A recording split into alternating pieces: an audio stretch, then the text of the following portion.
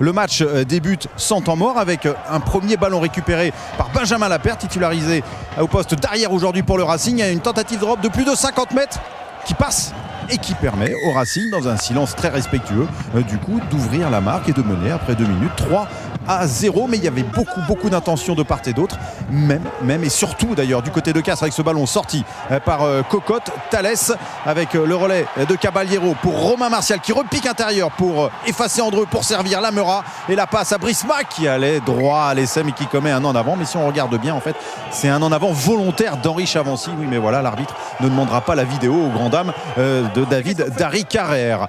Castres qui domine petit à petit mais qui commence à avoir des petits soucis, à l'image de Brice Dulin qui se fait une grosse entorse du genou, mais Castres qui se retrouve aussi en supériorité numérique, carton jaune de Batut, et du coup ballon volé en touche par les Castrais. Derrière Classen qui peut aller servir Thalès, Lamera encore lui pour Garvet avec à ses côtés Dulin. Il y a 2 contre 1 joué, il préfère aller taper du pied. Andreu est là pour couvrir ce ballon mais se fait subtiliser avec un joli coup de Jarnac de la part de Garvet. Ce petit coup de pied pour glisser le ballon sous Marc-Andreu et marquer le premier essai. On joue depuis 28 minutes et voici l'écart le plus important depuis le début du match, 13-3, car en face Cocotte a réussi ses coups de pied et voici un écart de plus de 10 points, quasiment une demi-heure de jeu. Et voilà, on a un petit peu plus le sourire du côté de Dari Carré et de Serge Mias, et pourtant c'est le moment où Castres va commencer à commettre un petit peu plus de fautes, à l'image par exemple d'un Anthony Classen qui conserve le ballon malgré la pression des Racingmen et qui offre l'opportunité à Johnny Sexton, eh bien oui, d'aller marquer des points. Lui qui est à 100% de réussite et couvé par les yeux de Ronan O'Gara, 100% de réussite à l'extérieur. Il réussit ce premier coup de pied et même le coup de pied suivant, et voici son équipe qui revient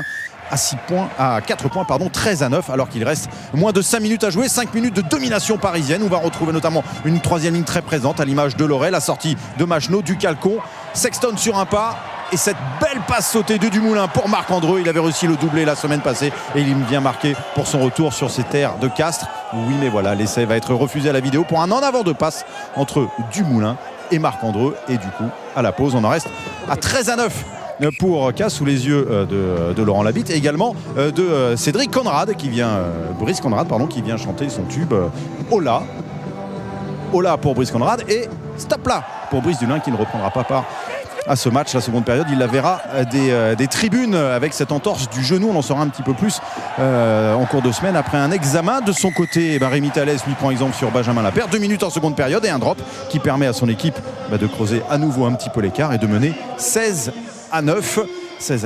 avec une équipe du Racing qui se blesse toute seule, à l'image de ce coup de tête de Lapère sur Marc-Andreu, qui fait bien rire Romain Tellet puisque lui aussi était blessé. Oui, mais le Racing a également un banc avec beaucoup d'internationaux, Benarous, Sarzeski, Leroux qui rentre et qui pousse petit à petit les Castrais à la faute. Il s'agace et du coup Sexton de son côté reste à 100% de réussite.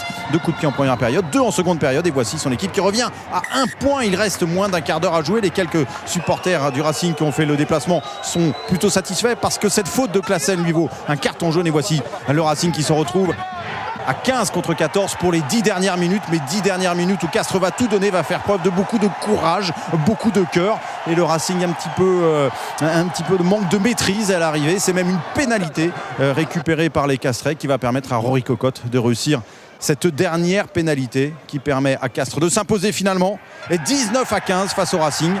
Après Toulon, c'est le Racing qui chute donc ici. Castres qui maintient son invincibilité à domicile. Du coup, la bise de fin de match pour Laurent Labitte, elle est un petit peu plus amère. Et dans le vestiaire de Castres, on peut cette fois-ci en profiter.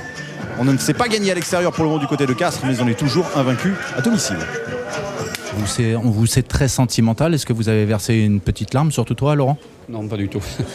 Non, comme a dit Laurent, très heureux, mais après, il ne faut pas oublier qu'on est aussi dans un monde professionnel et que voilà, on est passé maintenant dans un autre club et nos couleurs sont quasiment les mêmes, mais un peu plus claires. Alors, quels sont les objectifs pour ce soir ? Est-ce que vous avez prévu quelque chose de particulier ici à Castres ? Oui, de reprendre l'avion à 23h pour moi, et Laurent de rester avec la famille. Laurent va nous en dire un petit peu plus alors. Oui, je vais rester bien sûr le week-end ici, parce que toute ma famille est là, avec les amis, et voilà, en plus c'est l'anniversaire de mon épouse aujourd'hui, donc je vais bien profiter ce soir avec elle.